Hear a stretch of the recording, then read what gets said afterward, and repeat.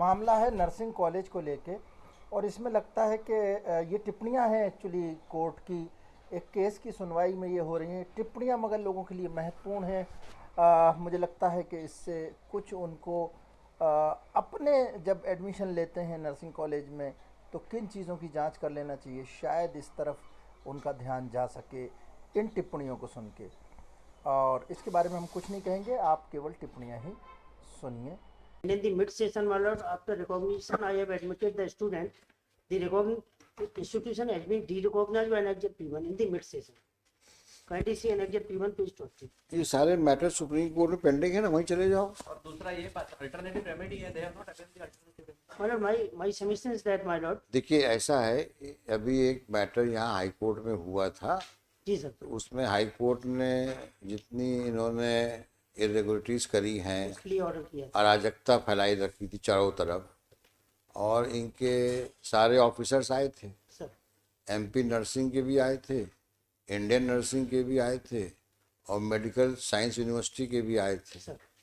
और तीनों ने यहाँ स्टेटमेंट यही दिया कि साहब बिल्कुल बहुत लार्ज स्केल में इरेगुलरिटीज हुई हैं in the matter of granting recognition and affiliation, और उनके पास रिकॉर्ड में कुछ नहीं है।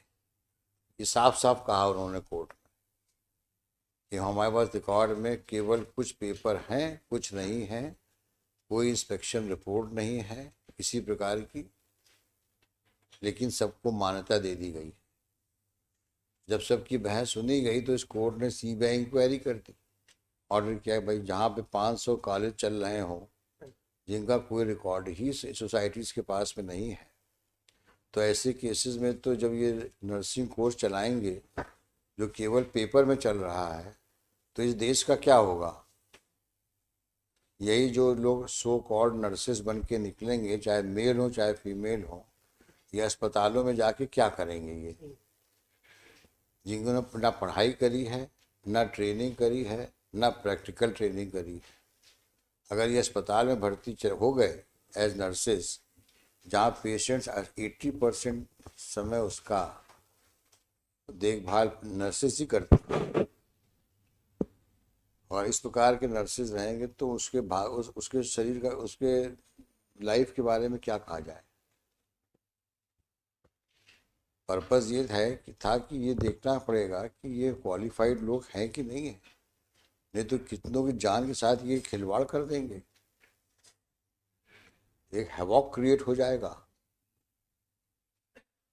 जब आपको पता ही नहीं है नर्सिंग क्या है, तो आप कौन सा इंजेक्शन कब लगा दो, कौन सी गोलियां कब खिला दो पेशेंट को, जो खुद ही लाचार है, तो उसकी जिंदगी से खेलने वाला काम हो जाएगा ऐसे लोगों के हाथ में।